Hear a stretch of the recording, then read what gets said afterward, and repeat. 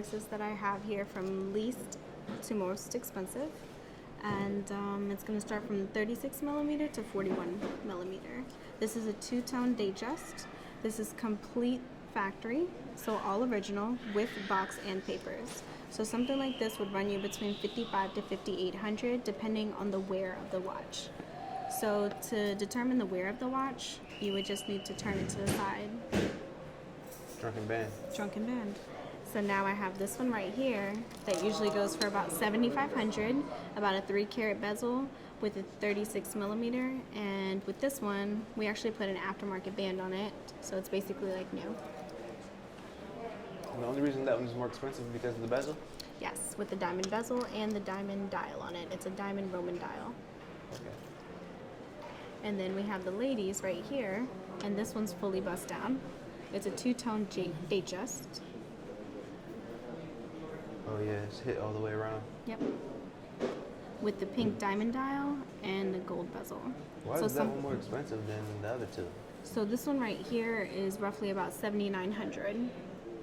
It's about 7 carats in diamonds, compared to something like this that is 36 millimeter and only 3 carats in diamonds.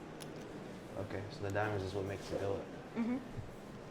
This one right here is 36 millimeter stainless and roughly about 12 carats in diamonds with a big prong bezel. Something like this would run you about 11,000. How does the back look?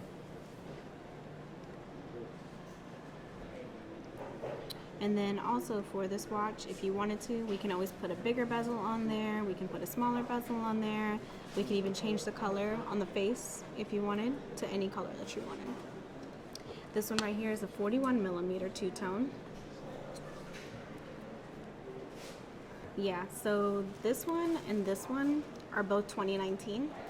This one right here is two-tone with the Jubilee band. It does have a diamond bezel and a diamond dial. You can change the dial to a different color if you'd like. This one is box and paper, so something like this would run you about 16 to 17,000.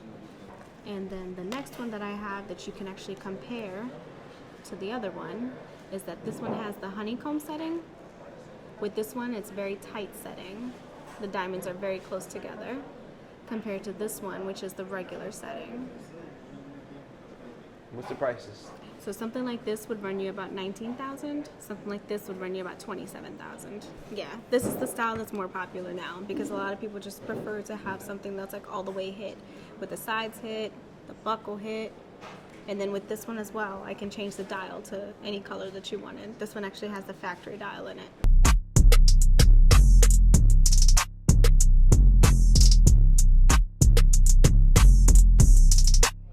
So this one's a 36 millimeter with a prong bezel, and this one right here is a 41 millimeter with a prong bezel. With this one, more men wear these. A lot of ladies are wearing these ones. Is there a big difference in price? Yeah, so something like this will range between 15 to 16,000, and something like this can range from like 6 to 7,000. Why is it such a big difference in price? That's about $10,000. Right. So this one right here is a newer model, so that plays a big role, as well as this having papers attached to it. When I say something has papers to it, it's basically like having like a birth certificate for a watch. So if a watch doesn't have a birth certificate, is that bad? Well, a lot of times people will say that it's not real or it's not authentic. But this is a genuine Rolex, but it does have an aftermarket bezel on it as well as an aftermarket dial. So a lot of times we add those to dress it up. This is an older watch, but it is serviced and it is overhauled, so it's good working condition. It will still come with a certified appraisal to show the authenticity of the watch.